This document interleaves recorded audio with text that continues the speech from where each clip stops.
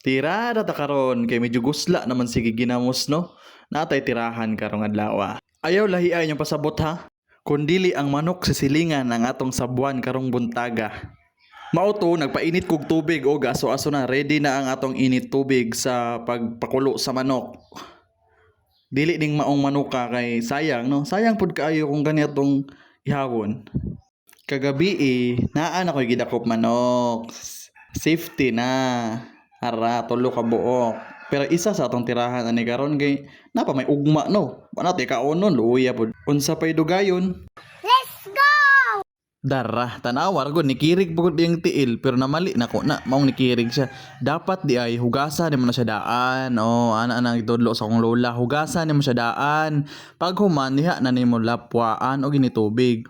So, sa laktod no, wala na ako gipakita gyud sa ako na pag muni-muni kay it's very lisod na. So mao to mo na ang resulta.